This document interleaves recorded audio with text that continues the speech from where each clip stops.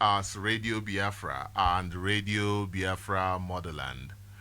We are live on those platforms. And we are also live on various apps like IPOB Community Radio and Radio Biafra. These are low data usage apps that you will find in your app store. All you need to do is search for Radio Biafra and you'll find our app, or IPOB Community Radio and you'll find these apps. Very, very easy to find. You can also join us by visiting our website on ipob.org and radiobiafra.co. We are also streaming live on these platforms. If you are anywhere in Biafra land or in some parts of the zoo, you can tune in by going to 102.1 FM on your transistor radio. 102.1 FM. Therefore, I encourage you to join us on our march to mental emancipation by sharing this information with your family, your friends, with anyone around you. Do not forget to like and follow us on our various platforms on Facebook, Twitter, YouTube, etc. Do not forget to like and follow us on these platforms for the spread of the gospel. Now, I will introduce our leader, Onyendumazi Nnamdi Kanu, to lead us in an opening prayer, as it is customary for us to do. And I will pray in the language of heaven, because Chukwukika Abiyama is in control of all that we have been doing and will continue to do until Biafra is restored and all the suffering indigenous populations in the damnable zoological republic are set free. Chineke nna nke pụrụ ihe niile Chukwu okike abịa onye na-efuwe n'aja aha nsọ ya mma mgbe niile. Onye ọ bụ naanị ya na-achị. Eluigwe n'ụwa na-agba akaebe ịhụnanya gị na ebere gị amara gị n'ọmịiko gị ebe ndị gị na-eze ebere ngọzi. Anyị wee na-etoghị agbanyeghị atụmatụ ọjọọ niile nke ndị iro. Iwe enye anyị ndụ ala nke dị ndụ n'ụbọchị nke taa. Anyị wee na-asị na ịja mma niile otu niile dịrị aha nsọ gị. Onye ọ bụ naanị aka ike niile na ọ gbadara aka ya. Anyị wee na-akpọku gị na-asị gị na nke ọma ma anyị ga-ekele gị, nke ọjọọ ma anyị kelee gị. Anyị wee na-aja gị mma, wee na-eto gị, wee na-asọpụrụ gị n'isi ụmụ gị niile bụ ndị ikwu ndị wee ezu oku mgbe a kpọrọ ha ka ha wee chekwaa ala nsọ gị bụ Biafra onye nwe m na Chineke na ihe n'ikpere anyị nkwa na o mekataghị ka ndị iro wee were ala nsọ Biafra onye nwe m na Chineke na nke bi n'igwe. Agbanyeghị atụmatụ ọjọọ niile nke ndị iro ma ndị na-agba mgbọgba ebe niile dị iche iche onye nwe m na Chineke nna ihere bụ nke ndị dị etu a n'ụbọchị nke taa. Anyị wee na-eto gị, wee na-asị onye nwe anyị na Chineke nna nke pụrụ m ihe niile. Onye ọ bụ naanị ya na-azọpụta, onye ọ bụ naanị ya bụ okwu ya niile bụ ihe na amen. Anyị wee na-asị ezi ebube dị ngọzi nara otuto na ịja mma na nsọpụrụ site n'ebighị ebi ma ruo n'ebighị ebi. Ise ise ise ise ise ise. Once more, I welcome you to Radio Biafra. This is Sunrise, and the time now is 9 minutes past the hour of 5 in the holy and blessed land of Biafra. Today is the 13th day of February 2024. 13th day of February. It was just yesterday that we started this new year 2024, and already we are on the 13th day of February 2024. Therefore, it is important that I make you understand how time flies. You see how this year has been going, and before you know it, it's already December, and it's 2025. Before you know it, it's 2025. Therefore, I need to encourage each and every one of us, whatever that we want to do, let us do it now. Whatever thing that we want to do, let us do it now. Let us not wait for tomorrow. The way time flies, who knows when the tomorrow is coming? The way time flies, there is no need to wait anymore. Whatever that we have to do, whatever we have to contribute towards the growth and progress, towards the success of our advancement, then we must do it now. No waiting for tomorrow. There is no need to wait for tomorrow. So once more, I welcome you. I say thank you very much for being part of this program this morning. And this morning, we will be looking at certain issues. But first of all, let me acknowledge our leader, Onyendo Mazin Nnamdi Kanu, Ohamadike Biafra. Mazin Nnamdi Kanu is the director of Radio Biafra and Biafra Television. He is the leader of the indigenous people of Biafra. Mazin Nnamdi Kanu, as we know, is currently in the DSS dungeon. Therefore, I call for his release this morning. I call on Nigeria government to obey the ruling of various courts of competent jurisdiction, which declared the abduction and continued incarceration of Mazin Nnamdi Kanu illegal and a crime against humanity. Mazin Nnamdi Kanu, the leader of the indigenous people of Biafra, was abducted from Kenya by Nigeria government on the 19th of June 2021. Mazin Nnamdi Kanu was tortured in Kenya for 8 days, after which he was forcefully brought into Nigeria, and since then he has been unlawfully held in the dungeon of the DSS in Abuja. You may recall that on the 20th of July 2022, the United Nations Working Group on Arbitrary Detention declared that the extraordinary rendition of Mazin Nnamdi Kanu is a violation of international human rights conventions, and also ordered his immediate and unconditional release. It is such a shame that Nigeria government has continued to snub this opinion, just like they have done to the ruling of various courts in Nigeria.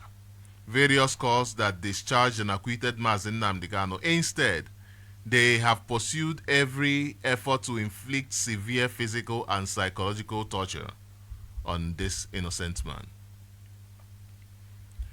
Now, recall that it is this same government that is today inflicting physical and psychological torture on this man that in 2017, September 14 of 2017, set plans into action to assassinate this same innocent man, Mazin Nnamdi Kanu. This is despite Mazin Nnamdi Kanu's case being in their court. This was Mazin Nnamdi Kanu was supposed to appear in their court few hours later. They attacked him to kill him. Thankfully, Mazin Nnamdi Kanu managed to escape, but the Nigeria government ended up killing at least 28 people in his home. Yesterday, one of our brothers reminded us that the number of people killed on that fateful day, on that day, was over 28. Way more than 28. A lot more than 28. And he is right. He is right. Hence, it is important to let you understand that imagine even 28 is more than enough. It's more than a lot. 28 people being killed by the Nigeria government, a terrorist government, is more than enough. That is why you wonder the difference between the Nigeria government and Mieti Allah. You wonder the difference between the Nigeria government and Fulani terrorists. Fulani terrorists are out there parading about, but those who are campaigning for a peaceful, democratic process to be allowed are in their dungeon, are being called terrorists. This is the state of Nigeria. This is the state of affairs in the zoo. The Zoological Republic is not a place fit for human habitation, and Mazin Nnamdi Kanu should be released as soon as possible because he did not commit any crime. It is Nigeria government that has been committing crimes against this innocent man. What crime did he commit? He asked for a referendum. And the Nigeria government say that a call for a referendum is a call for war. What type of a government is that? What type of a democratic government is that? That goes to show that Nigeria is not a democratic country. That goes to show that what is happening in Nigeria is a set out plan, a plan that has been marshaled out, a plan that has been strategically done in order to ensure that the people there do not survive, in order to ensure that the people are killed, people are abducted, in order to ensure that people do not have the right to speak.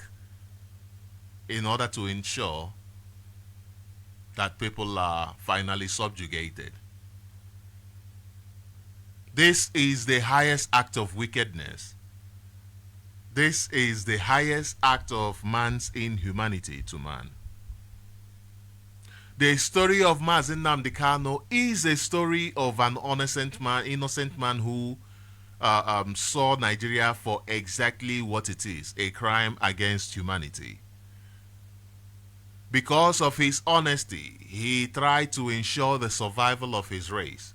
He embarked in creating awareness concerning the hellhole that Nigeria is and the hellhole that this contraption is falling into rapidly, I must say. And today, like a prophet, that's all the things that he has said are unfolding before our eyes. Nigeria is in a state where it cannot escape from terrorism. It cannot escape from terrorism. And the crazy thing is that it is the government that is propagating, funding this terrorism. The Nigeria government funding terrorism. That is why the state has been rendered incapacitated by terrorists. When you look at Nigeria, thousands and thousands of Biafrans are illegally held at different dungeons operated by the Nigeria government. Why?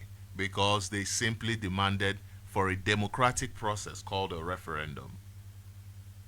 Simply because they demanded for a democratic process called a referendum. Now, Mazi Nnamdi Kanu must be released because he did not commit any crime. Mazi Nnamdi Kanu did not commit any crime known to law. So why is he in the DSS dungeon? Whereas people who are busy killing each other, killing their fellow Nigerians, people who they say are their fellow Nigerians, and they are being funded by the government. Now, let us listen to what Onyendo Mazi Nnamdi Kanu said about his quest for the restoration of Biafra, which is the liberation of the black man, actually. Let us listen to what he said about it as we get into today's program. Thank you very much. Nchiwu osote onye isi n'obodo Nigeria. Ọ mgbe m nọ n'ụlọ ikoni ka m ga-etinye ha n'aka akwụkwọ si ha agaghị m emezi Biafra ọzọ. Unu bịa ka mgbara unu odibo ka ndị ọzọ si agbara ha odibo.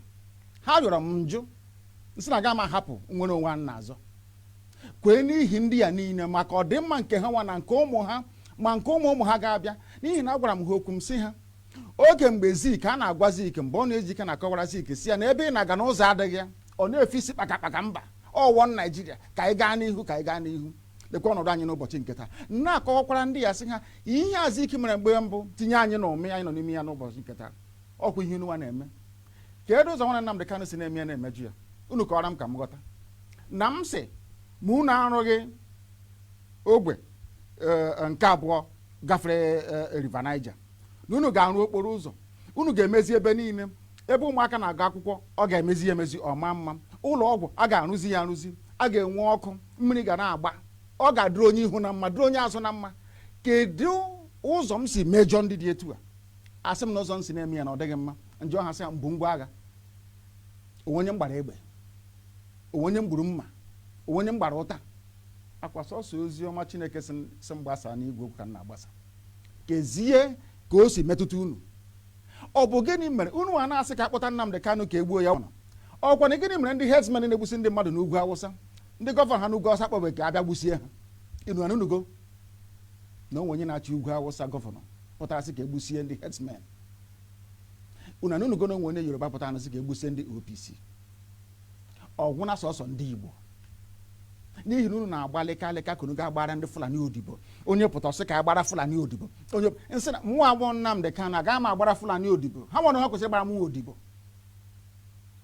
ihe na-esere mụ na ihe na-eme na ndị be anyị wụ na ha na-aghọta chi anyị na-eme ọfụma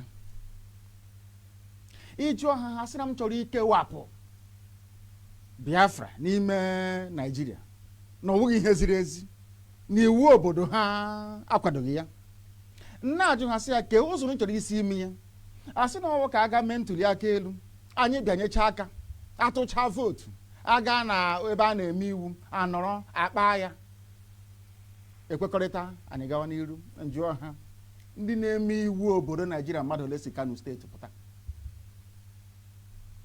44 ọ bụ mmadụ ole na-emekwe n'iwu a si Abịa Imo na Bayelsa pụta ha erughị sọsọ Kano steeti ọ bụzi ụzọ dị aṅaa ka ị ga-esi wee nweta ihe a ibu n'obi ebe ndị ọwa anyị na ha na-awụ nọchiri egwu agara agbachi ụzọ nọchi ebe niile efe adịghị ụzọ adịghị obere ihe unu kwesịrị ịrụ unu anaghị arụ ya nwatakịrị ihe wụ ogbe nkịtị ebe na-ebute mmanụ na-ebute ukoro ọkụ ike a na-ebupụ na-akpata ego bekee wee na-eri ndị ugwu Awụsa ji na-eleta onwe ha mma wụnaba anyị ka o si dị okporo ụzọ nkịtị na amarụ Ọnịcha ruo Enugu kezi ihe ọzọ ị na-akọwara m ọ bụ gịnị ka imepụta were ga-eme m ga-eji wee nwee ntụkwasị obi ebe ị nọ n'ihe ị na-ekwu na ị ga-emenwu ya na ọwa eziokwu ihe IPOB na-abakwa nnupụ isi ka anyị na-enupụ isi akwụkwanekwa na-ekwu na ilu a na-atụ n'Igbo a sịrị mgbe ụfọdụ mgbe okorobịa nwekwana ka onye ara na-alụ nwunye nwaanyị ọkwana ihe anyị na-eme na mmegbu anyị na-emegbu anyị na ọ karịala na ihe a na-eme anyị na ọ dịghị mma ekunye agbagbu anyị ege ebe a akpọ ejide ebe anyị na-azụ ahịa laa ya n'iyi ha nwa na onwe ha enweghị ihe ha pụrụ ime ha niile na-agbara ndị Fulani odibo bịakwute nna gị okwu sị nna gị okwu ana m enupụ isi nsị ha mmụọ awụ Nnamdị Kanụ na m agbara ha odibo uru ha bụ m ka mụ na ha mee ya ha ajụ ọhị na-eso enweghị ihe ọzọ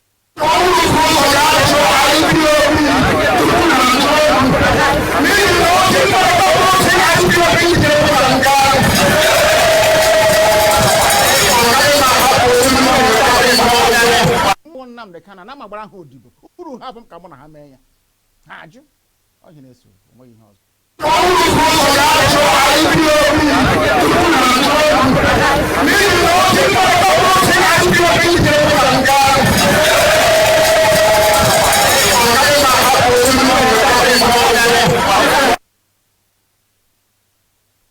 Yeah, thank you for being part of this program. I have been wanting to play that clip, especially the end part where, because this is a combination of two clips. One is an interview. Then the other one is a public address where he was addressing our people publicly. So I have always wanted to play the second one where he addressed the people based on the structure of IPOB and the responsibility that he has in IPOB. I wanted to do that, but I don't think it is necessary for me to address it today because the information is very clear. He said, before you ask me, go and ask IPOB, because I am not here on my own. I am not here because I want to be here. I am here because this is a message that IPOB sent me to deliver. He said, this is a message that IPOB sent me to deliver, not a message that my friends sent me to deliver or my family sent me to deliver or that this or that person sent me to deliver. No. He said, this is a message that IPOB sent me to deliver. It is very, very important that we understand what Onyendu is talking about. And it is very, very important that we understand what he is talking about. I will play it one more time before we begin. We go right into the news. I will just play it just one more time before we go into the news. And listen to what he said from here. I will play from the BBC clip interview where he said that he's not serving the Fulani people. No, which means IPOB did not send him to be a servant of the Fulani people, but for the liberation, the restoration of Biafra. Let us listen to this part once more. bịakwute nna gị okwu sị nna gị okwu ana m enupụ isi nsị ha mmụọ awụ Nnamdị Kanụ na m agbara ha odibo uru ha bụ m ka mụ na ha mee ya ha ajụ Ọ ihe na-ese okwu, onweghị ihe ọzọ.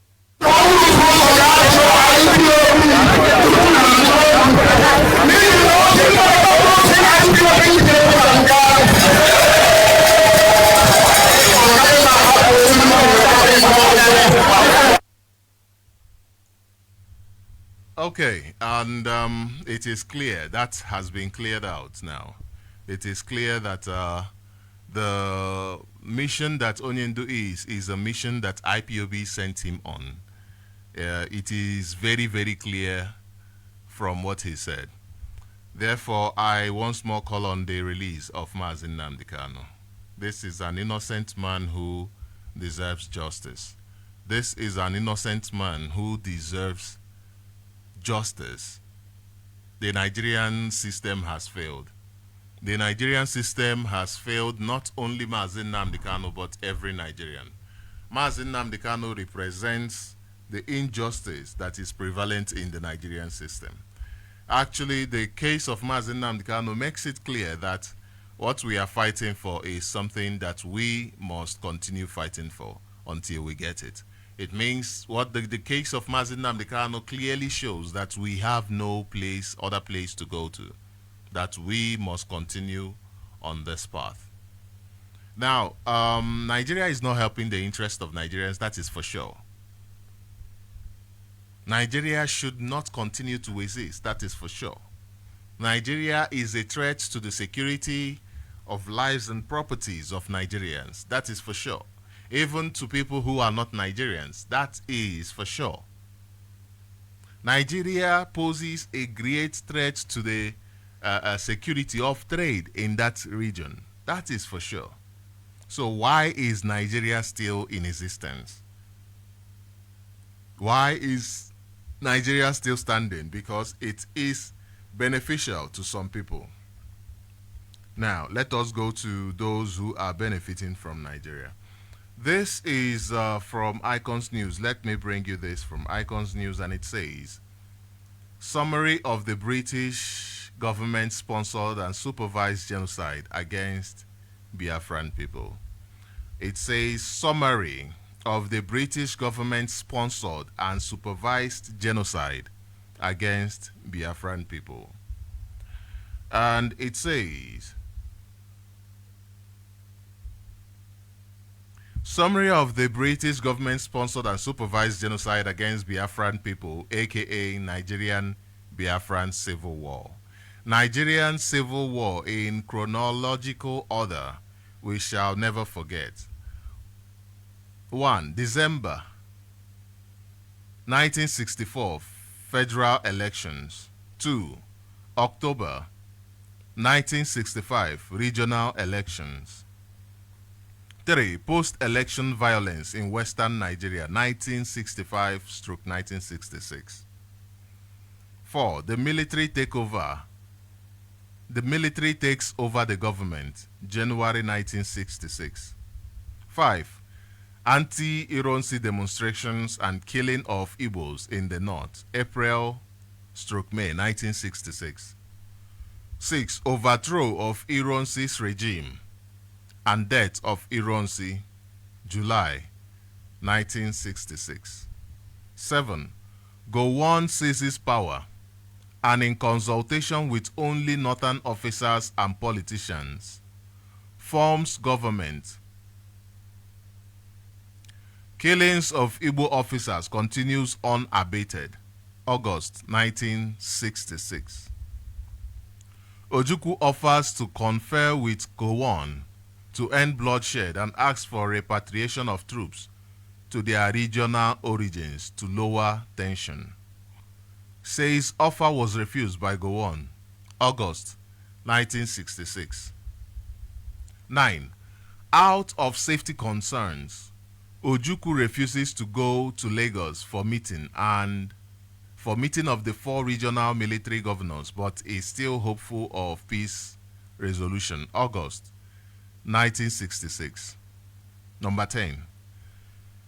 Mass exodus of over 300,000 Igbos from the north to the east, resulting from flare-up of many riots and Igbo killings, August 1966. Ojukwu declares official day of mourning and Gowon condemns it. August 1966. Number 12.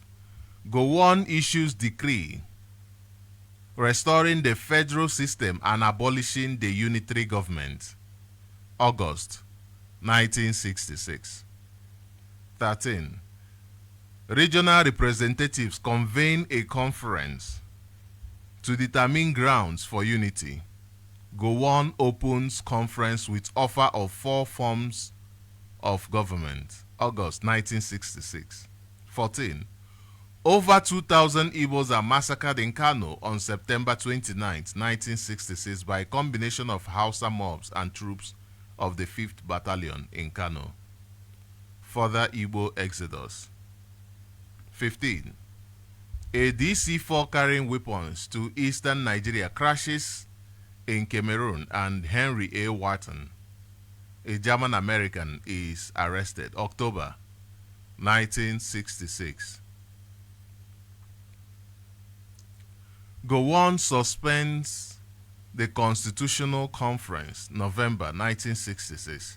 I want to quickly take your eyes to the number 15, the one I read, as a DC-4 carrying weapons to eastern Nigeria crashes in Cameroon.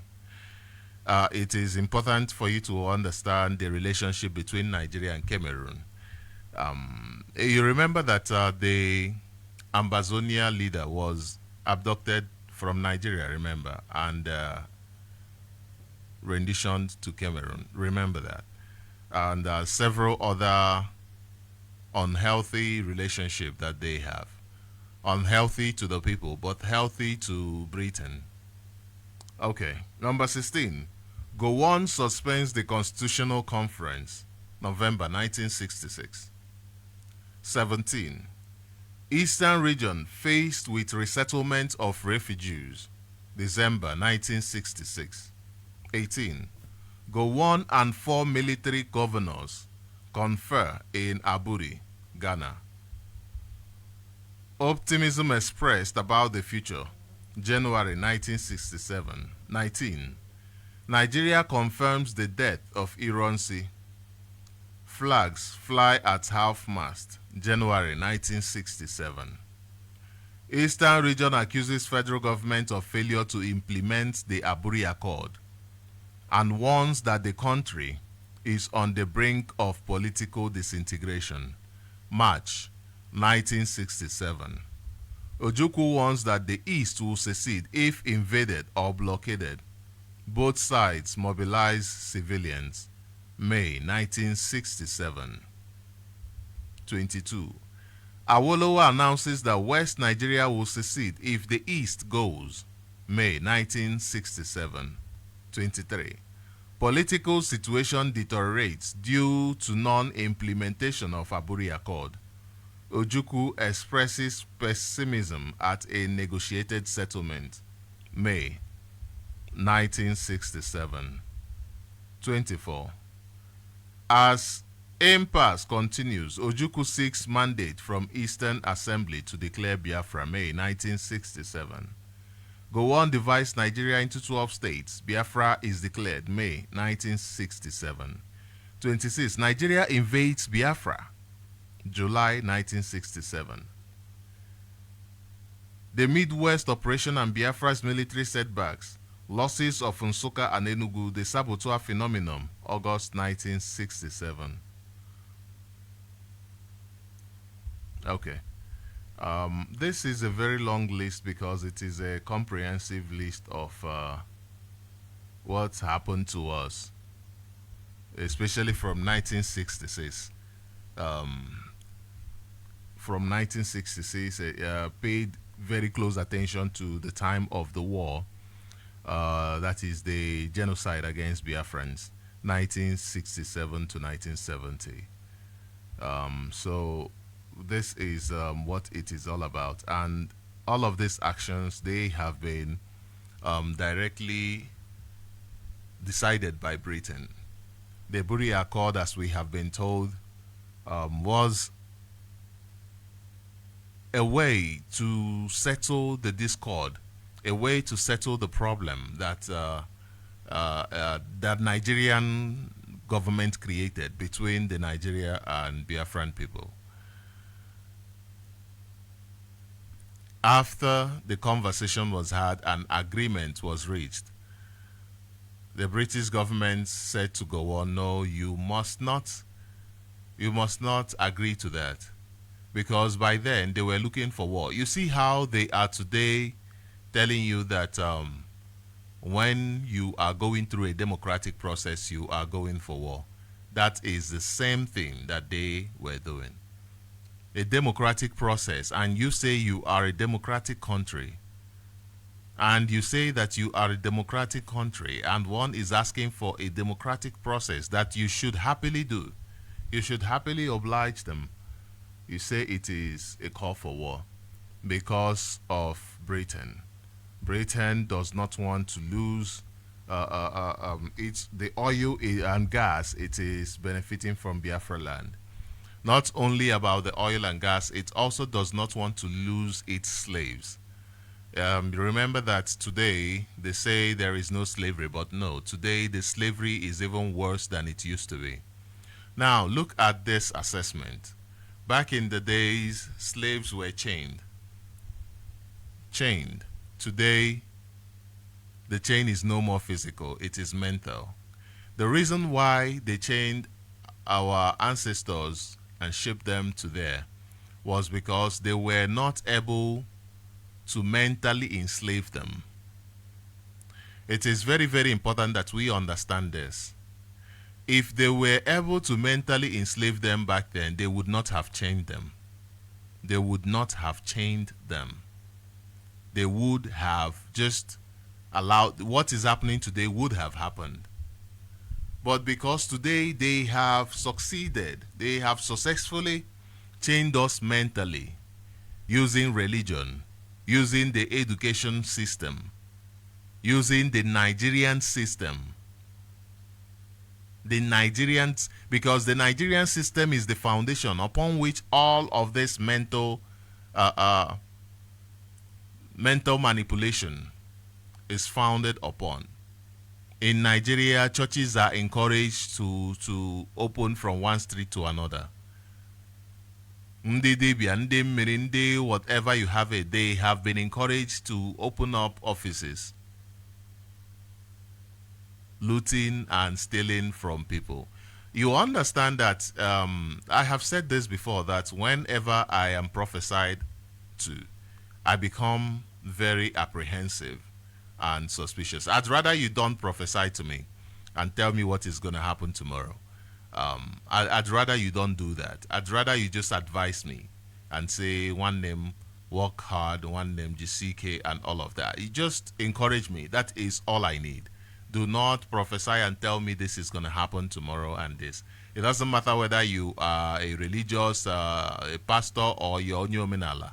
I don't like it, because it gives me that impression that, for instance, some people tell you, I was listening to somebody who said to me a few days ago that he has been given a date for a prophecy to work. And there I was thinking, what if that date, because I have been in situations where I've been given date as well, and it didn't work.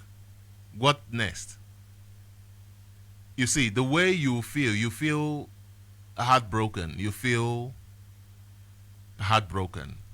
and you probably even lose hope.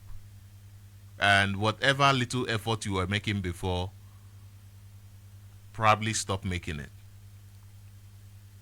because of the way that these things have been sold to Nigerians. And when people actually tell you what is going to happen tomorrow, it doesn't mean that they have any influence over it. That is one thing people must get to understand. Sorry, I had to deviate a bit. I had to really touch on this, because it is affecting a lot of people. When somebody prophesies to you and say to you, this is going to happen tomorrow, and it happens, either through prediction or through, because I sometimes when someone tells you something, it releases an energy on you. You now begin to work towards it, and when it happens, you now go to that person and say you did this. No, the person didn't do it. You did it. You made it happen. You made it happen. Your effort. Without your effort, nothing is going to happen. Without your effort, nothing is going to happen. Nothing is going to happen. So that is very important for us to understand. I had to bring that out. Britain used all these tactics, religion, education, what have you, in order to put the people in a state where the people cannot fight for themselves. The people cannot fight to free themselves. They are now slaves to the Nigerian system. Slaves to the Nigerian system, to the British way of life. And today, the chains are there on our head, in our minds. That is why when we talk about education in Nigeria, when we talk about religion, when we talk about these things, these things that deals with philosophy, you must understand where we are coming from. Because we are a product of colonialism. We are a product of slavery. We must accept that fact and work towards our emancipation, our freedom. Our freedom. We are living as if people are not slaves today. People are slaves today. Every black man is a slave today. The religion you are is not your religion. You have no input in your religion. Today they have decided that gays and homosexuals will be accepted. And in your culture, it is not acceptable. But what is going to happen? You must accept it. There is nothing you can do about it. Forget all your pastors and all your reverend fathers telling you this and that. There is nothing you can do about it because they are answerable to Rome. They are answerable to Britain, to the queen or the king now. They are answerable to them, not to you. And they will make sure that once one person, one bishop or archbishop or whatever has been cautioned, they will all fall in line. They will all fall in line. If not, why are they not going against the dictates of these their masters, these their slave masters, who are using them as the house niggers to chain you and to say, you know what, this money we are sending to you, you are using it to fund the terrorists who are killing us. We would rather use it and fund ESN. But they won't do it. They won't do it. Today is not for them. I am talking about how Britain has today managed to successfully make us slaves without us even realizing that we are. Remember that Britain is the, during the time of the shipments, remember that Britain was the largest slave dealer in the world. Remember that. The largest, the highest slave dealer in the world from Britain. The highest from Britain. And remember that even before the first official shipment of slaves happened, the Pope had to be consulted, and the Pope now gave a go-ahead.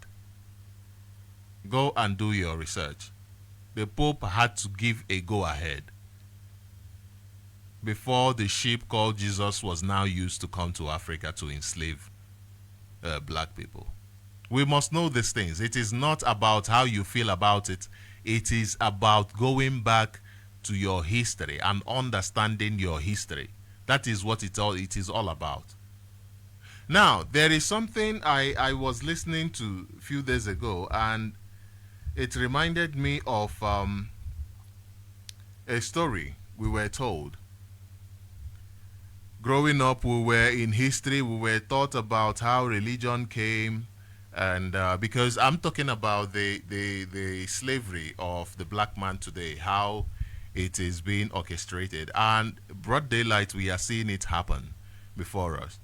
And I decided to just do a bit reading, just a little bit of a reading, not even from a very nice book or whatever. No, just not even an old book. Like most times when I want to read about history, I go back to those books that was written around that time things were happening. Or, for instance, slavery. I go to these books written in the 17th century, in the 18th century.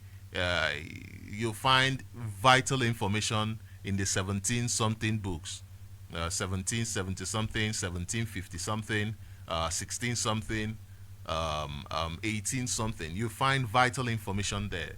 But of course, when I read, I don't take everything. I just have to analyze the information I take and discard the ones I do not want. Because at the end of the day, this is somebody's opinion. So analyzing somebody's point of view is also very important. The lack of doing that is the same thing that we have done for years, for hundreds of years, for over 100 years, where we have people who give you a third-hand account, actually. Oh, this letter was written by Paul to who. You don't even know Paul. You don't even know what he did. You just heard a story that, hey, this guy killed Christians, and then suddenly he changed. It is like saying Eperima.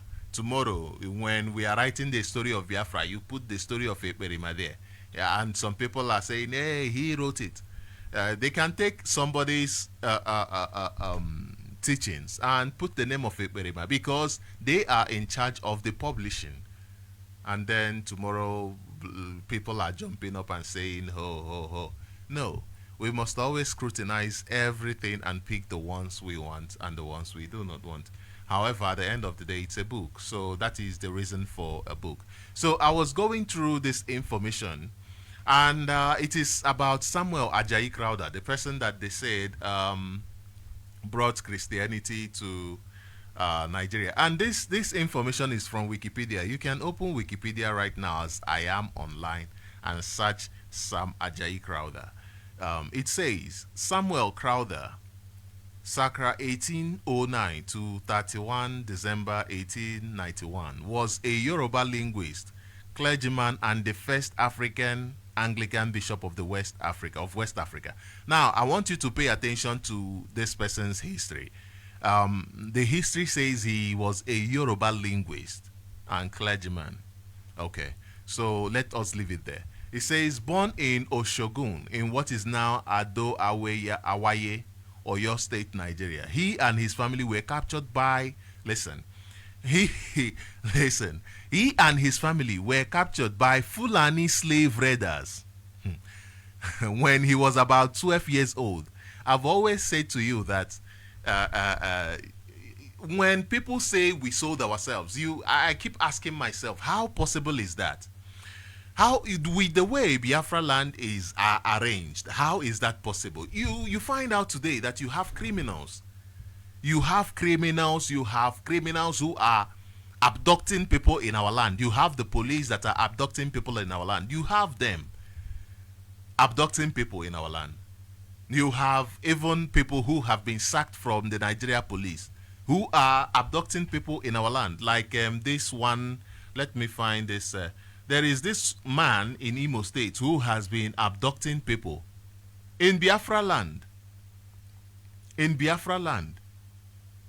Biafra land, we know, is no longer safe. No longer safe. Abducting people around Nekedi Road. Nekedi Road. And he was a SARS officer. Now he's terrorizing and kidnapping our people. Terrorizing and kidnapping our people. What is his name again? Inspector Abu. Inspector Abu. Terrorizing and kidnapping our people. And you know what? There are some people, some of our people, like Ebuka, that is working with them. According to the information I received, some of our people are working with him. And tomorrow they come and tell you, no, Igbos were killing themselves. Igbos were killing themselves, and you buy into it. They said, what's the name? That those priests from Aro priest, that they were doing slavery. you see how they demonized our tradition. Those who were the custodians of our tradition, they were the ones demonized. The same thing Nigeria government is trying to do to IPOB today, trying to demonize those who were saving you. Do you think that our people, how many were the priests even? Priests, how many were the priests? You know that in the Biafran contest, in the way we live our life, everybody is a priest to his family. Then how many are Arab priests? People that are probably not even up to 6. People that are probably not so much. And they told you that those few people were the ones who were abducting their fellow people, who in Biafra land there was nothing like anybody being kings. Kings, all these Igwe and the rest of them, and the chiefs were not even there. People who did not see authority in such a way, somebody lording over you, and people will come and kidnap you, especially people from that you know, your fellow Biafrans, and you will not do anything, and the community, your community will not do anything, and all these communities will not do anything. But from here, this is Wikipedia, it is telling you that captured by Fulani slave raiders. That is why you have today people like those ones who their grandfathers participated in slave raid, today still working with the Fulanis. That is why even today they are still working with the Fulanis. This is according to Wikipedia. I'm not adding it. You can go right now. I'm sure it might be changed very soon. You can take a screenshot. Even if they change it, the information is still out there. We can still go back and change it back to what it is, because this is what it is. It says he and his family were captured by Fulani slave raiders. This is not my main point, but yeah, when he was about 12 years old. This took place during the Yoruba civil wars, notably the Owu Wars of 1821 to Okay, it says Ajayi was later on resold to Portuguese slave dealers, where he was put on board to be transported to the New World through the Atlantic. Let me quickly go to what I want to read about. It says Crowther was freed from slavery at a coastal port by the Royal Navy's West African Squadron, which was enforcing the British ban against the Atlantic slave trade. Now, I want to say something here. You remember that, according to history, when Britain said, okay, we are banning it, the Fulanis were complaining, they were fighting, they were even saying no. They continued raiding communities. This same jihad that they are doing now, they were doing it before. This same jihad today, now, they are not raiding and putting in ships. Today, they are harvesting the organs. Today, what is going on is the harvesting of organs. So this, what some people look at today and think, oh, today is very special. The development, what happened yesterday cannot happen today. It is a lie. It is happening right before your eyes. It is just that our people are too gullible to understand and to see things as it is. To see what exactly is going on. To see exactly what is happening. Slave trade did not end. The modus operandi just changed. It just changed. The way it operates just changed. Nothing else. Nothing else. Okay, so let me quickly go to what I wanted to bring out, especially the fact that Ajayi Crowther was not transported to wherever they wanted him to be transported to. And it says Ajayi in Sierra Leone, so he was transported to Sierra Leone. It says the liberated peoples were resettled in Sierra Leone. In Sierra Leone, Ajayi adopted an English name of Samuel Crowther and began his education in English. Now, my question is, why are they telling us that this man is a Yoruba man, really?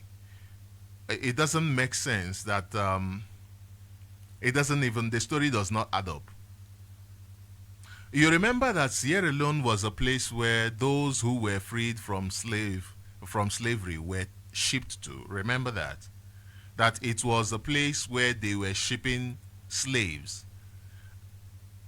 And you must also remember that slaves back then had hierarchy. There were people that were allowed into the house. They would sit underneath the table, eat with the dogs, or eat after the dogs have eaten. Those ones were the ones working with the colonial master, their slave master, in order to subjugate the other ones that are out there in the field.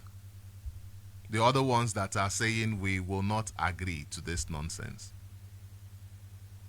They were those ones that were working hand in hand with their slave master in order to further deprive their people of their basic human right.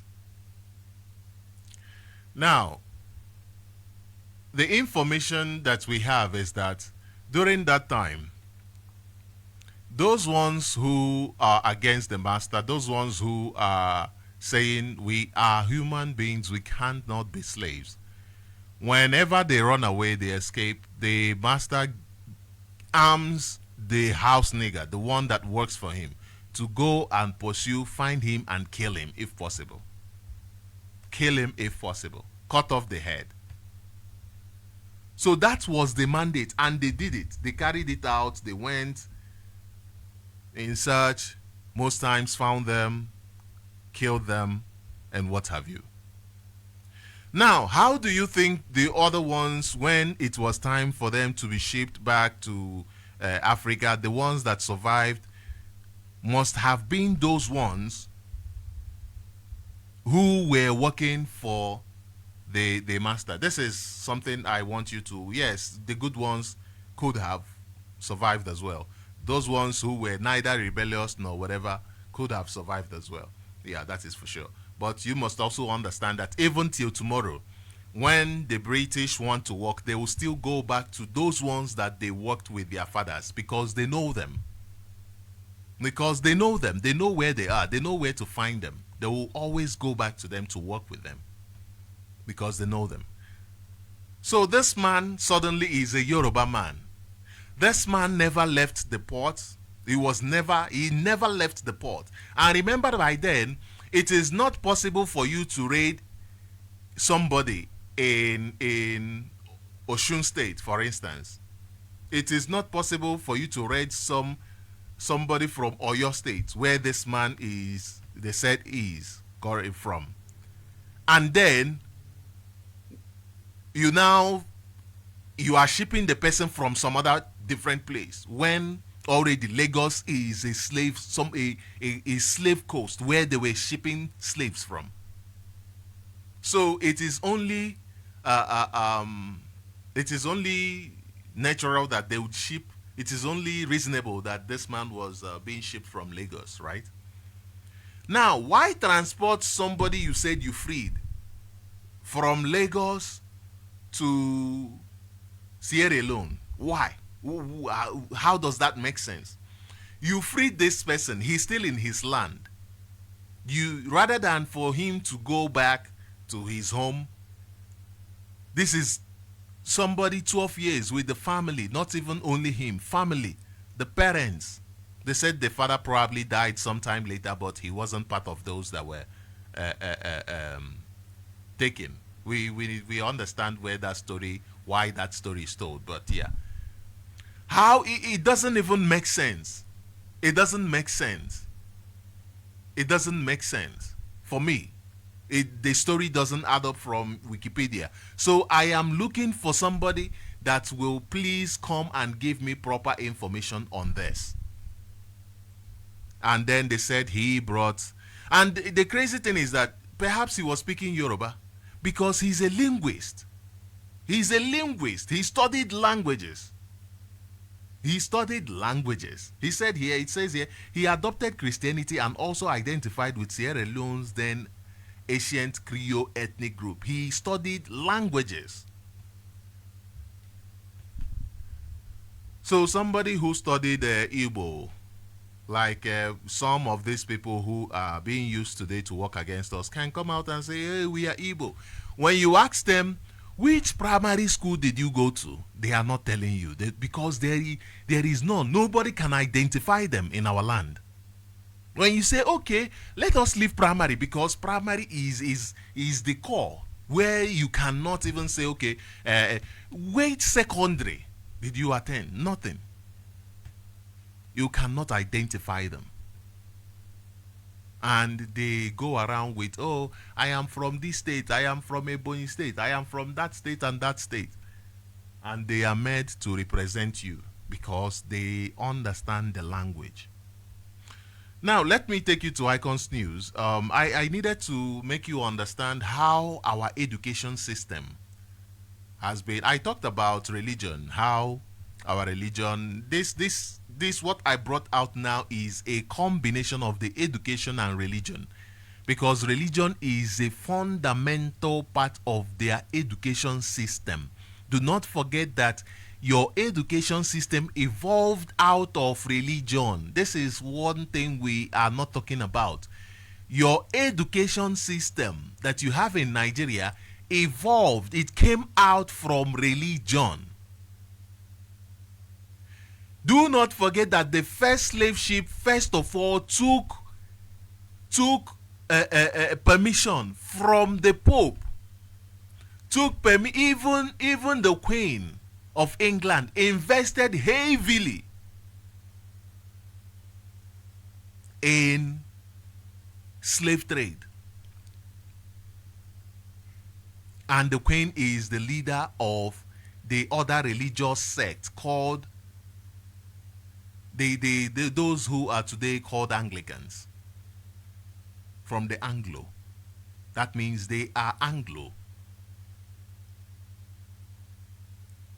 So you have an education system that came out of religion, and you have religion that came out of slavery, which means as it goes, it keeps being refined in order to be subtle, in order to subtly subdue you, and you feel like, oh no, this is there is no harm in it. We are learning about Samuel Ajayi Crowder, but the information there, it is subtly telling you something different. You don't even understand the depth of what it does to you.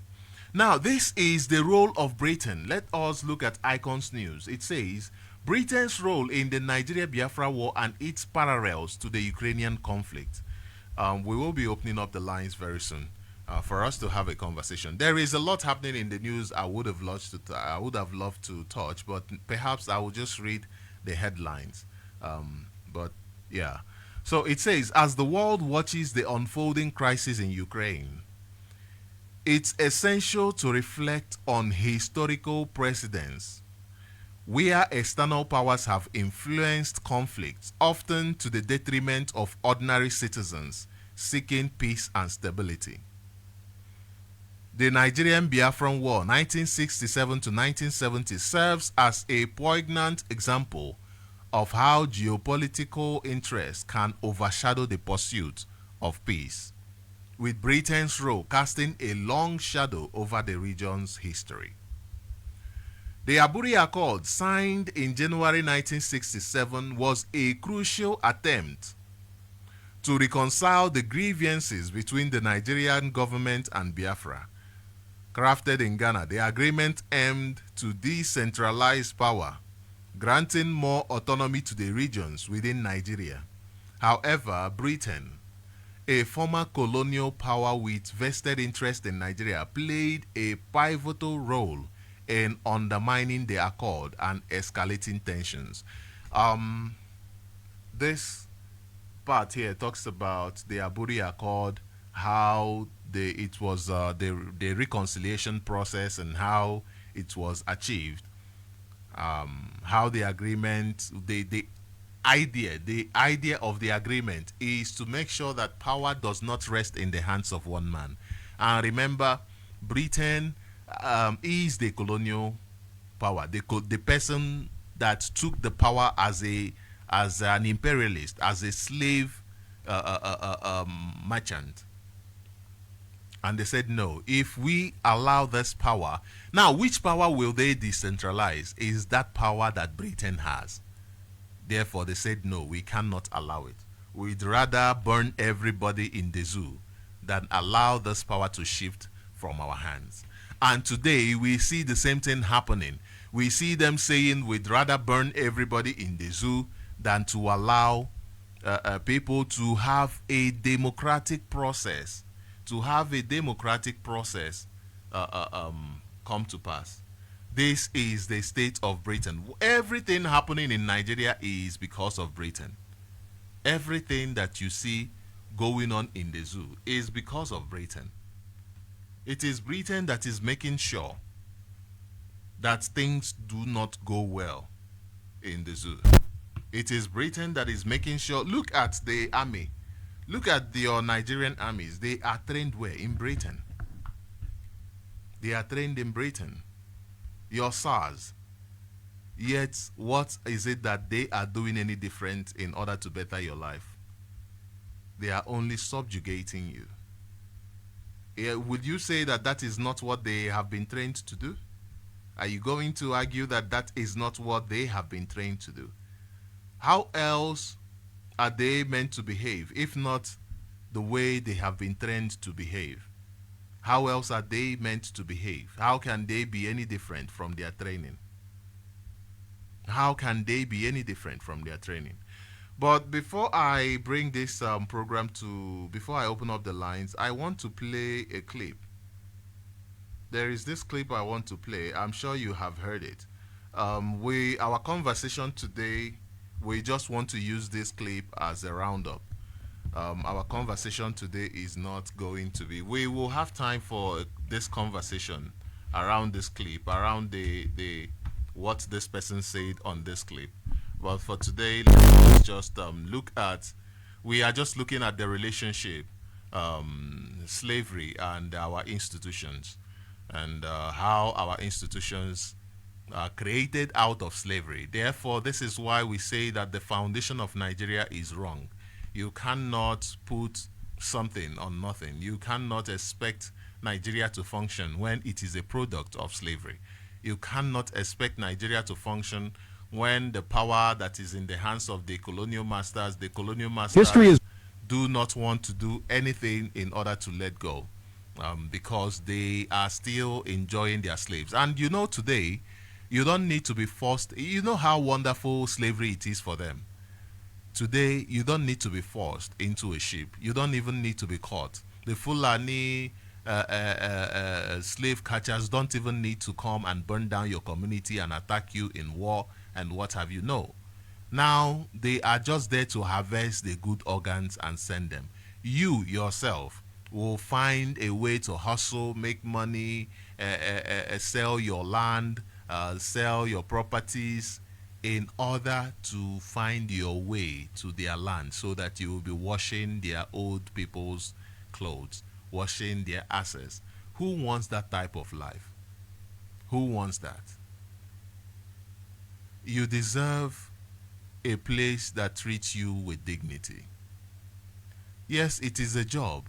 You have to survive. But look at it from this wider perspective. Look at it from that perspective. If you have your freedom, you wouldn't need to go anywhere to do such a job. And even when you feel like, oh, I love this job, then you'll be doing it out of love. How many of us are doing it out of love? We are doing it because we are forced to. We have to eat. We have to provide for our families. The expectation is high on us. What are we supposed to do? How can we not go into the farms and be picking oranges and be picking mangoes today? How is it any different from what our ancestors were shipped to Europe to do? Is it because today your mouth is not covered that you are not allowed to eat fruit? But you know you are not allowed to eat fruit. It's the same law. It's just that they have removed the veil they used to cover your mouth to force you not to eat fruits. But today you know also the consequences of eating it. Today our people are in the farms doing the same job that those who were taken as slaves did. and we think we are still not slaves. It's very sad. It is really sad. Now let's listen to this clip as we open up, before we open up our lines. And remember, let me call the number so that you can take the information and be ready. As soon as I open up the line, you can start calling me. I hope your pen and paper is ready to take the line so that you can take the line and give us a call as soon as I open up the line. The number to call is +27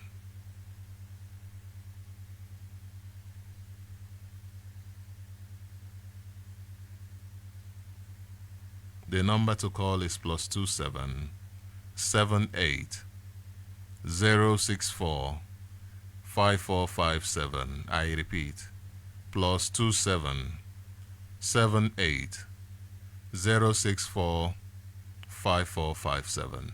Let me play this clip and then we'll open up the lines. Also, I have a clip of the voice note of some of the victims of this this Inspector Abu, who has been terrorizing Imo State. And you have a chief security officer who is there doing nothing other than to encourage kidnapping. That is how bad it is in our land today. We'll talk about that later. Let me play this clip and then open up the line before we go into that conversation.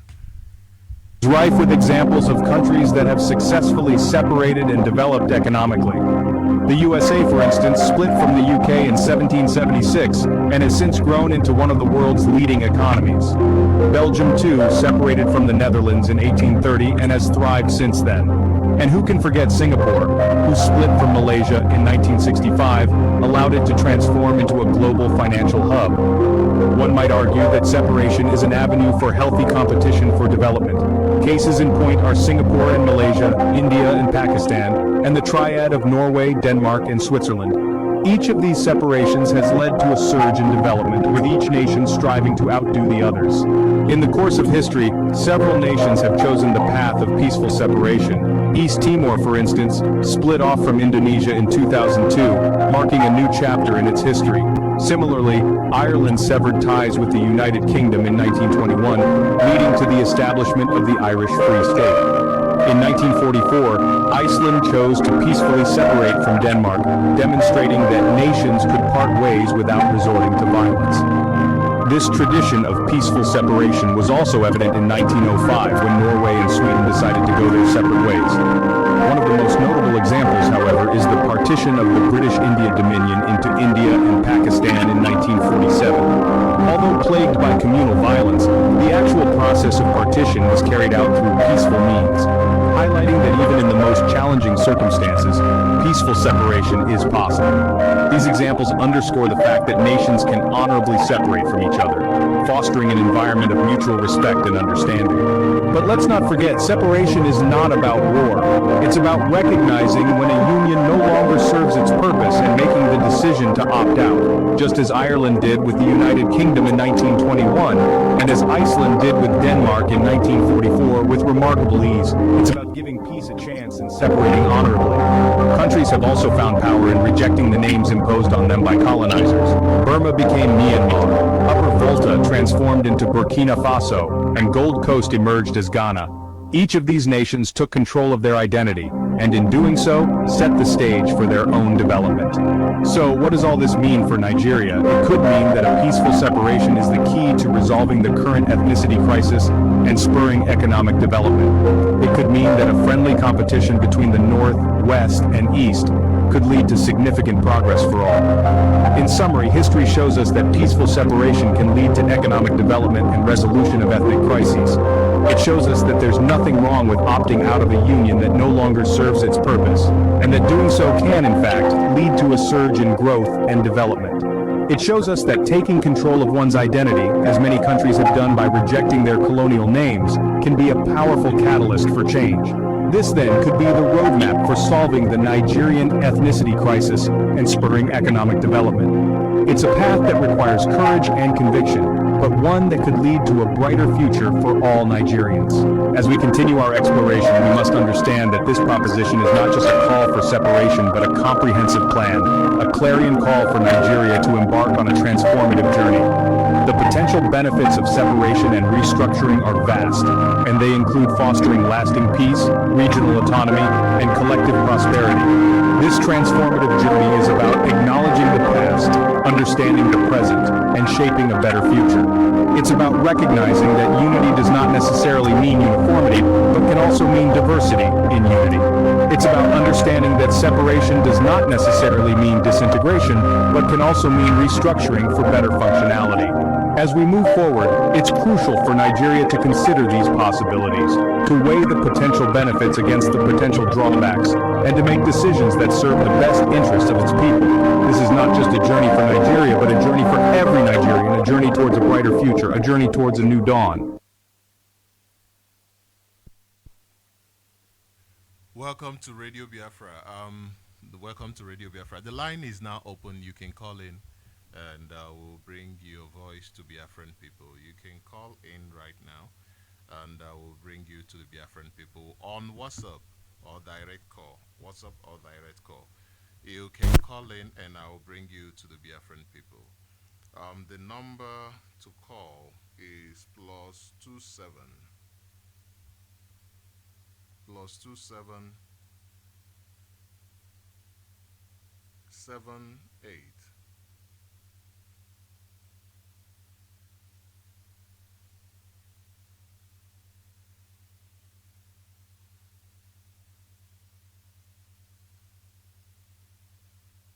just hold on a bit. I'm trying to sort out something so that we can open up the lines. Yeah, the number to call is +27 78 064 5457. I repeat, +27 78 064 5457. And remember, today we are talking about how slavery is being maintained today and how it has been inculcated in almost every area of our lives, because we are coming out from a system, a Nigerian system that is not created for the interest of Nigerians. And today, because that system has successfully taken over the lives of the people, you find people who are now oppressing themselves. For instance, this Inspector Abu, who has been terrorizing people from Nekedi, Hiagwa, terrorizing people from Imo State. Why? Why is that the case? Because he has been taught, he has been programmed by the slave masters, by Britain, that the best thing for him is for him to kidnap, for him to kill, for him to abduct his people. And this must be brought to an end. This must be brought to an end. Now, let me play you clips that I received voice messages of his victims. Let me play so that we get to listen to them and understand their story. But before that, let me introduce this caller on the line. Okay, the caller, unfortunately, the call dropped. So, unfortunately, the call dropped. Let me see, this is my system, if it is working. Shalom to you all. Good morning, good afternoon, in your time zone. I want to bring a report from Imo State. Okay. Let me bring this caller in before we go to that clip. Perhaps I'll play that clip at the end of this program. Caller, you are live. Yes, you are live on Radio Biafra. Please go ahead, introduce yourself and your opinion. Ndewo. Good morning, sir. Mazen, I'm calling from Lagos, sir. I'm always listening to your program. My name is Valentine. So I'm going to appreciate anyone in the world. But I feel the no, I feel the new able to. So I'm going to tell you, I am not trying now. You know, my first time calling. Let me introduce myself more well. I know for. So it's Imo State. Imo State is a way, even to Haji, Ekewara, Ye, Urupu, Ye, na Bayasa, Uremu, Hanawo, Munamutu, Sekuna, Imo. I didn't know tonight, we my local government, we really put a local government, we really British, no, trying to go. Some people have got one, you make a leader. You just not ready now, all I design hard now. And now, for. But I thank God that you can try to now, and it's one by one. Mama Salama, so the fully Kenyan one in Biafra because as a citizen, as a Biafra people, but happy to member. And when they make this Apple in the organ, this is Apple community radio. I want the thousand, I want the million. Or man want the thousand, I want the listener, I want the million. So come on, what anyone in the number. And nobody try definition now. All the pop and play. All that's not all that's natural John because you do now. All that's now, all the John and you many ho. So you take anyone in me now yes, this one say my brother, you don't exist for here. You don't exist at all. I'm not going to from Lagos from Lekki. This is struggling one in my family affair. But I thank God, no much time that all full because thank God, my first time I went to the Biafra, I'm not going to be able to Biafra the real. My bagam for people are so bring the bread, bad number of only shine in the canon so that we don't care where. By grace of God, I'm like to this our generation. British can never subdue us with Jesus' name. It can never happen. So people chop Ramona. No one not a front line and I see my brother. People were getting people were getting. Thank you for calling in, brother. No, my first time. This number, not for next time. You go for this number. I mean, let me yeah, Mbobble non here number in with the keyboard so that he get reach. Hello? Hello? I think we have lost the caller, but I am sure he is listening from the radio. Yeah, this is our number. You can reach us anytime we're on air on this number. You can reach us. So I will once more play the clip while we are waiting for more callers to join us. I will quickly play this clip about the information from the victims of this Abu guy that has been abducting people in Imo State. Right now, there is a man in a police station. His name is Inspector Abu. Abu is the man replacing Abakare here now in Imo State. Abu is the one kidnapping our people, terrorizing our people, tagging them terrorists, tagging them IPOB, tagging them all sorts of things, tagging them ESN, tagging them kidnappers, tagging them anything he feel like. At the end of the day, he will keep them in their cell. In a cell where there is about 90 people. I want the whole world to investigate. A police station at Naked Ihiagwa, popularly known as police post. One Mr. Abu, the Janjaweed jihadis there, collide with some of our so-called brothers doing all sorts of atrocities. You will be going your normal businesses and normal work. They will kidnap you without trace.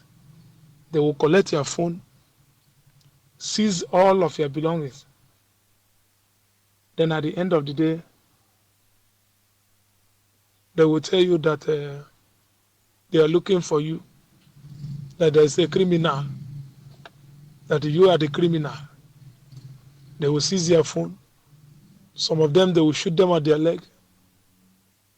Blood everywhere. Without taking them to the hospital, they would drag them inside cell. Then any day they feel like, they will now start talking about that person. Or sometimes in the night, they will remove that person to a non-destination. Maybe they will continue hug their organs as before, the way Abakari did. So please, I want urgent intervention now at that station. Most of our people that we are looking for, maybe all the emailers should go there with immediate effect to look whether the people that they are looking for, maybe their loved ones that they are looking for, they might find him there. Because this man Abu is the man now terrorizing that area. He always carry what he call juju, something that in the snake form. Always. Maybe claiming that he will save him, but when it will happen, he will not be saved. This is our land, and we are not going to run away from our land. Chukwu Kikabiama have given us this land. Like our leader said, this is a holy place, and we must defend it by all costs. So we will defend our land by all costs. No man born of a woman will chase us away from our land. Abakari was here doing all kinds of nonsense. At the end of the day, Chukwu Kikabiama disgraced him. Abu is the one replacing him now. Either he die here or he will go home disgraced. There is no two ways about it. So please, I'm calling the whole Imolite, the whole Biafrans, all the lovers of freedom. His phone number, I'm going to put his phone number. Everybody should call him. Everybody should call him and warn him. Everybody should call the whole parastatals, the whole international community to know exactly what is happening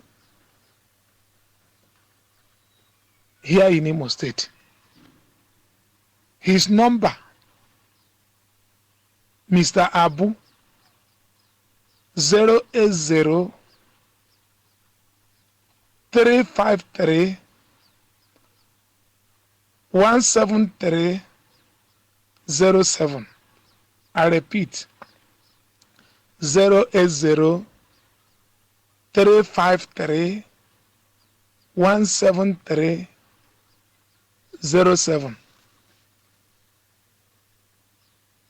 Had it been that I did not meet the victim, I wouldn't know what is happening here in Imo State. The victim was lamenting and crying. And I said, okay, let me go there and see by myself. What I saw was pathetic. It was terrible. Both the ones carrying, there was a guy that I saw that had this chair on his leg, very big. Blood everywhere. It was smelling. Maybe it's a bullet they put on his leg. Maybe the bullet is still there in his leg. Nobody will know where he is. No trace. Immediately they bring anybody. Well, the first thing they do, they remove the contact, so that your loved ones will not look for you. Your loved ones, nobody will know where you are. This is exactly the way Abakari did. So we are calling the whole world, all the international communities,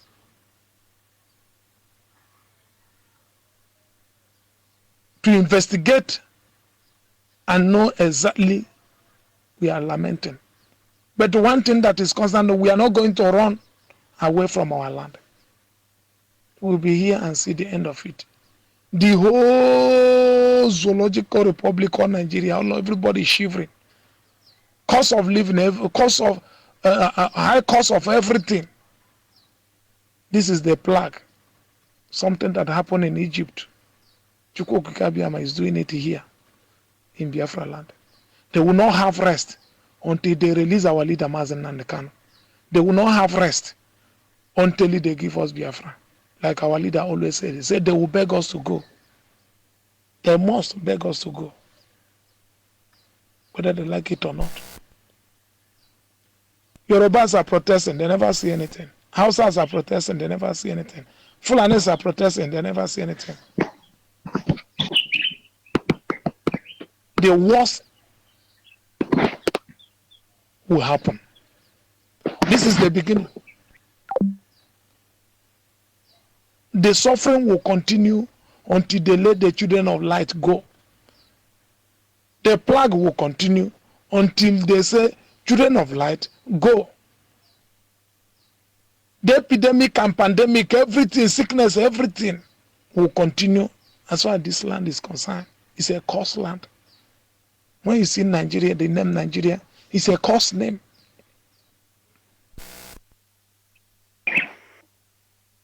I have a question.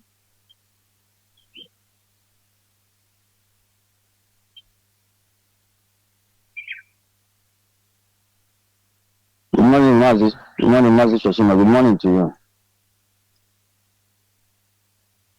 Thank you so much. Greetings to you, my beloved brothers and sisters.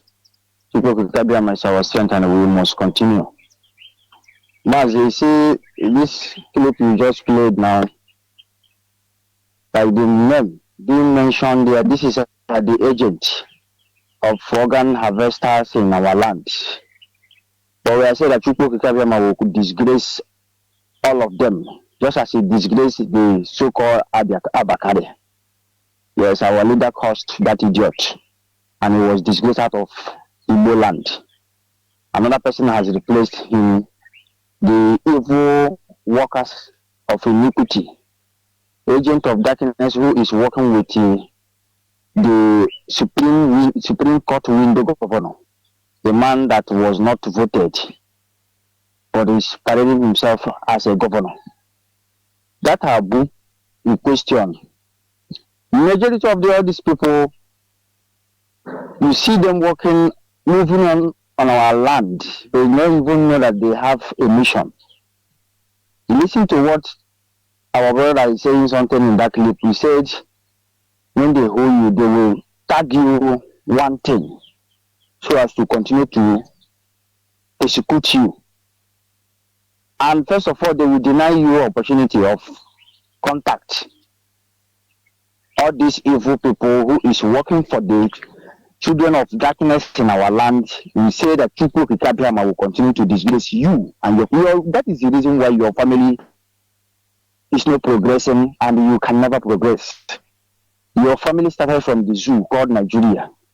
All the things that the zoo did to indigenous people of Biafra years, when they call it the Biafran Nigerian war, which is not. That is the reason why today the zoo is facing a doom. Because so many people are confused. They are surprised how the zoo is moving. And remember, the zoo can never facilitate. The zoo going against innocent citizens of Biafra, they can never bless, they can never see peace. Stay in our land, doing the work of devil, killing innocent people, and you think that your own innocent brothers and sisters, your family, which you think that is innocent, will go scot-free. No, they can never, because whatever a man sow, that he shall reap. There are some our brothers and sisters who are in this army, in the police. Once they notice that you love what we are doing and you are supporting us, they will gang up and kill you. They killed a particular year which I made a report here, that our brother is from Abo. Just because he's a member of what we are doing, we support what we are doing. They went Yoruba police and the army, Awusa army. They went to the particular bank which he normally work in the night and killed him because they don't want him to continue to support what we're doing. But we are telling after all these things, what is the next? Did we give up? We are promising all of you that we will never give up. And as you are doing this, you are bringing destruction to yourself. As you are killing innocent people daily, the cause will continue to follow you because this is the innocent citizens and the land is watching all of you. Continue to do business with people's organ. This idiot now that his number is being mentioned on air, he calls himself a security officer. If you see him parading, you will think that he's a good person, not knowing that he's an agent. They are the ones selling this organ that you are hearing. They are the agent who is making all these things available to the people that need it. But we are saying, let them continue. The time will tell. Mazi, thank you so much. Thank you very much, Mazi. I appreciate your contribution. Thank you very much. And do have a wonderful day. This Abu must meet his end in our land. I was just thinking, as this caller was speaking, I was just thinking, the reason why this Abu has the guts to come to our land is because Abba Kyari went home alive. That's the reason why this Abu had the temerity to come to our land. All of them that are in our land doing very bad businesses, killing, abducting our people, they must die the same way. I mean, what else are they alive for when they are there killing and harvesting organs? They are not supposed to live. Such people are not supposed to exist. Such people shouldn't exist. It is very, very wrong for you to abduct innocent people, kill their organs, harvest their organs, and you expect to live. It is very, very bad. It is because the other one left alive. That is why when this thing happens to even 3, 4, 5, 6, none of them will want to come again. I have a caller on the line. Caller, you are live on Radio Biafra. Please introduce yourself and go ahead with your opinion. Ndeo. Sochima Mbanali. Good morning to you from here. My name is Desmond and I'm calling you from Italy. Maz, am I coming out? You are. Please go ahead. And good morning to you too. Ndeo.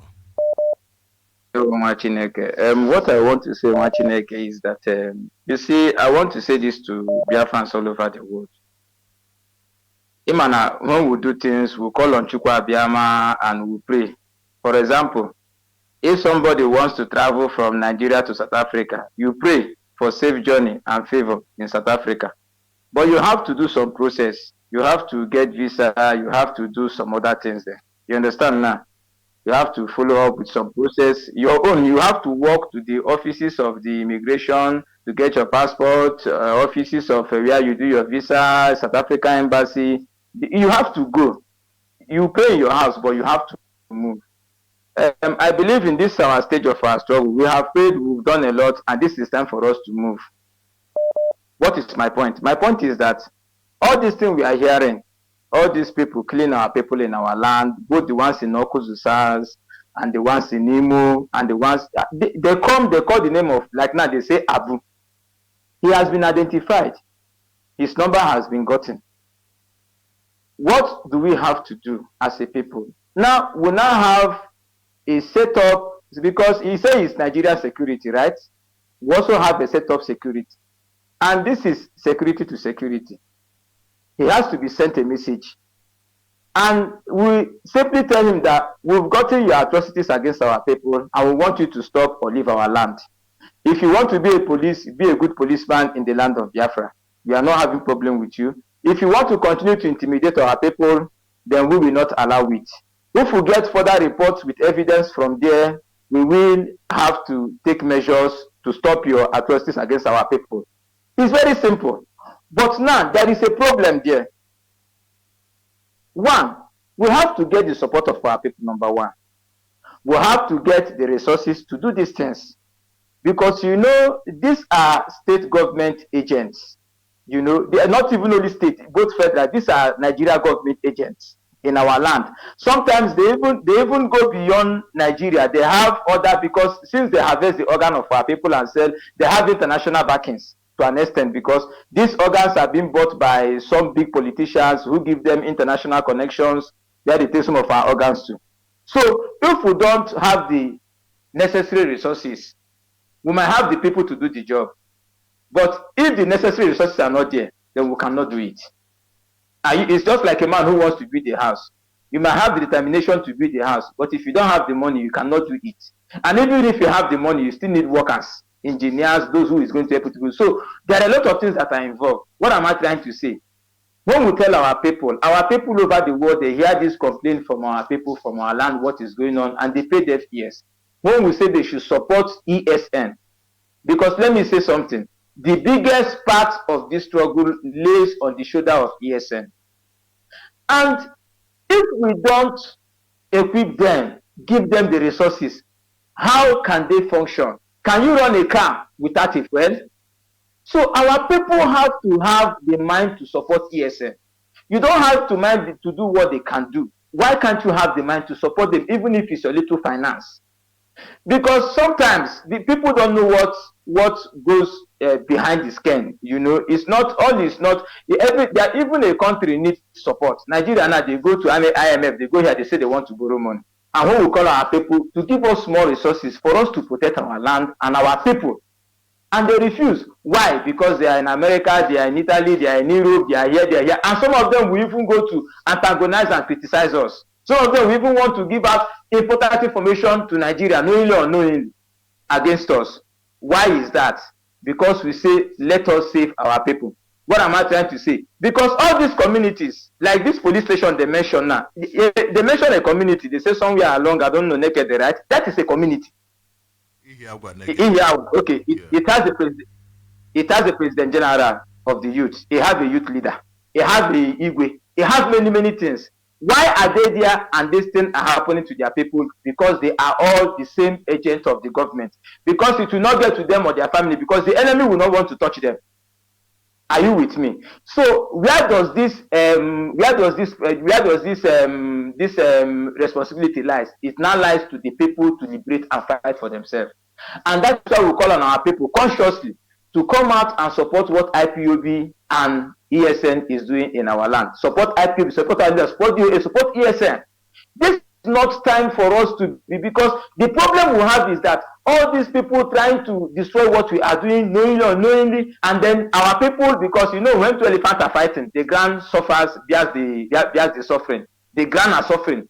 When they attack IPOB, attack DOS, attack attack our leader, who is suffering it? Our people, because we will now leave our people that we want to save and try to remove danger from you, remove your own danger first. What am I telling our people? Every Biafran anywhere in the world must rise up. You must be supporting ESN in one way or the other. Because everything we are saying, if you don't put a little bit of force, be like our internal leader Ojukwu said, that the only way to subdue a force is to apply another force. If you don't put a little bit of force, then you cannot stop them. And there is no force in the land except only ESN. And that is why we want them to be supported, because this is a very simple issue. This one now, his number is there. Somebody that has seen him, they will get his picture. It's very simple. It's just one message. And at least, when you are doing something, even if a message comes, you've not seen anybody, but there is a message, you will know, you cannot hide forever. Because the land, look at the name, Abu, a Fulani man from Futajalon in Imo State, clean our people. Once one go, they will replace another one. We cannot continue to allow this thing. Our people must rise up to support ESN. We need that support so that our land will be protected and defended. Because all this complaint, I think this is time for us to apply some little action. It's very, very important. People will just be and they will listen, and it's as if we don't know what we want to do or we don't know what to do. Everything has been in place. What are we looking for again? let people support ESN financially. You are an IPOB, you have a zone, you have a unit, support through your zone or your unit. Or through whenever they do fundraising, go there and support. That is approved by HODDOS, not the, because our people now, they will go to the infiltrators camp and give money. You don't know your money, they are using it even to kill your own people self, if time is not taken. So please, we support through the right channel. And we also have our paper, www.ipob.org. You go there and you support. If you have difficulties, you raise alarm and we'll find a way to sort it out. And things will be going well and our land will be our people there. Then another thing I want to say is that this influx of Fulani in Enugu that you talked about yesterday, Mazi, these artisans, all these places, they are communities. What is the youths of this community doing? Are they keeping quiet? Let them rise up. Because when the people rise up, then a little support will come. They must rise up against this thing. Then lastly, all these transport companies that are taking our people into hands of kidnappers, like I have said, we keep on telling them, let them have private security, not Nigeria Army or Nigeria Police, because they are the main problem. They are the kidnappers. They work with the kidnappers. Let them have private security, or they come to IPOB and they will be giving directions on how to do to secure, to have private escorts that will be seeing our people that are traveling, because as soon as our people should come back home, our people will travel back home through their buses. So the last time it was ABC and got this good that was attacked from Umuahia to going to Abuja, and all the people kidnapped, we've not had anything, and these are Biafrans. Now the one happened in Akure to people coming from Lagos to East, all the people kidnapped, we've not had anything. Nigerian media is not reporting it because they know they are Biafrans. Please, we must ensure that anything Fulani is due to, we must follow Fulani bomber to bomber. In the road, in our community, in the bushes, everywhere, we must follow them bomber to bomber. And then by doing so, Britain will now know that their people they are using against us can no longer vie. And then they will now have to retreat. Because even Britain, if they come to Biafra land, we will follow them bomber to bomber. Because Britain, like you played that clip, the former clip you played, not the last one, now the one you played, that separation must not be all about quarrel. It will bring development. In the case of Nigeria, it's going to bring development. All this lumping people together with different ideas, different values, is making people to kill themselves. And few people are going from it for the interest of Britain. How can we continue like this? Our people must rise up. And this is the time. So support IPOB, take your directive from DOS, and also be in guide and look after your community. And at the end, Chukwabema will give us victory. Thank you very much, Master Sochima Mbanali, and Elohim bless you from here. Thank you very much, Mazi. I appreciate your call. So we are at the end of this program, but understand and remember that this is from 5 a.m. to 7 a.m. every day. We are live on Radio Biafra 5 to 7 a.m. every day. So please ensure that you join us every morning from 5 to 7 a.m. and be part of this conversation. Be part of this conversation. Some people are asking me the number of the person. Okay. I think you are the question is the number of the Abu of a guy. Let me play this clip again as we bring this program to an end. Perhaps this the number the guy said he will call out here. He will just do that. Let me play this clip once more. State. The victim was lamenting and crying. And I said, okay, let me go there and see by myself. What I saw was pathetic. It was terrible. Both the ones carrying, there was a guy that I saw that had this chair on his leg, very big, blood everywhere. It was smelling. Maybe it's a bullet they put on his leg. Maybe the bullet is still there in his leg. Nobody will know where he is. No trace. Immediately they bring anybody. Well, the first thing they do, they remove the contact, so that your loved ones will not look for you. Your loved ones, nobody will know where you are. This is exactly the way Abakari did. So we are calling the whole world, all the international communities,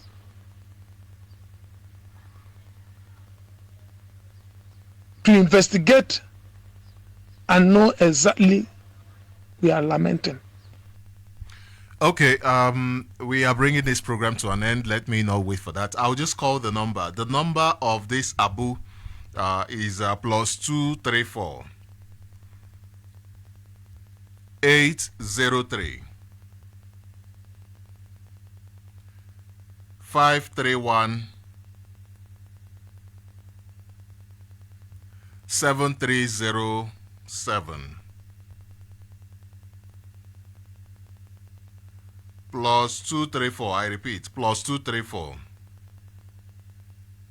803 531 7307.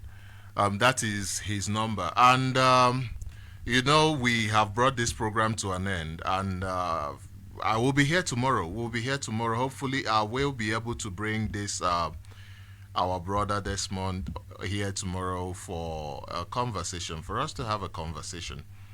He did mention some security issues that we need to handle.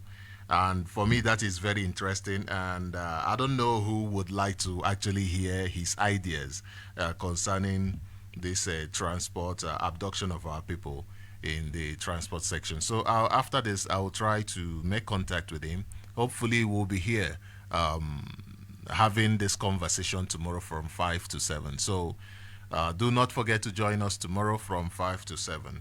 And when I'm on air, the number to call, I see someone asking the number to call into the studio. Mazio Keke, the number to call is +27 78 064 5457. I repeat, the number to call into the studio is +27 78 064 5457. And that is only from 5 to 7 a.m. Right now, we are at the end of this program. Once more, I will just call the number of this Inspector Abu so that we can follow up on these complaints. The reason why this keeps happening is because they think they can come to our land and do whatever they want and get away with it. And our people must learn to rise up. When something is happening in your community, it is your responsibility to speak up and rise up for yourself. Then others will rise up for you. Even if they are not kidnapping people from your community, but it is happening in your community, you must understand that if you keep quiet, you are simply being an enabler. You are simply enabling it. And the number of this Abu is +234 803 531 7307. That is the number. This is the inspector in Nekede by Ihiagwa Road Police Post. These are the people who are abducting and kidnapping our people, according to this voice note, according to this information reaching us. We must make sure that criminality is not something that we keep pampering in our land. So thank you all very much for being part of this program today. I really appreciate your presence. I urge you once more to go like, share, and make sure that your friends are part of this conversation. Do have a wonderful, wonderful day, and keep your head up. Mazin Nnamdi Kanu must be released because he committed no crime. There is no crime that Mazin Nnamdi Kanu committed. Rather, he is asking for a peaceful, for the conduct of a referendum even. Therefore, Mazin Nnamdi Kanu must be freed. He did not commit any crime. Thank you, and do have a wonderful, wonderful day. Ndeo. In fact, it is not only unable, it is unwilling, and we have good reason to feel that they are part and parcel of the killers.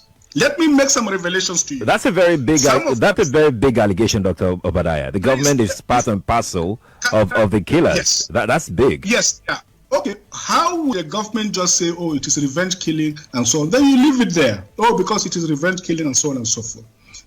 The body language of the state government shows clearly that they have a hand in the killings. No doubt about it. Because, you see, General Abacha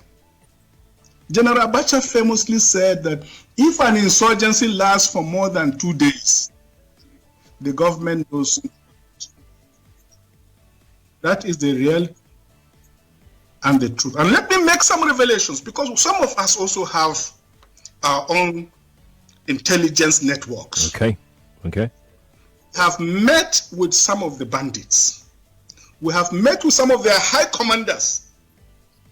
1 or 2 who have repented. They have sat down with us, not once, not twice. They told us that one of the northern governors is the commander of Boko Haram in Nigeria. Boko Haram and the bandits are one and the same thing. They have a sophisticated network. During this lockdown, their planes were moving up and down as though there was no lockdown. Moving ammunitions, moving logistics, moving money, and distributing them in different parts of the country. They're already in the south, in the rainforest of the south. They're everywhere. They told us that when they finish these rural killings, they will move to phase 2.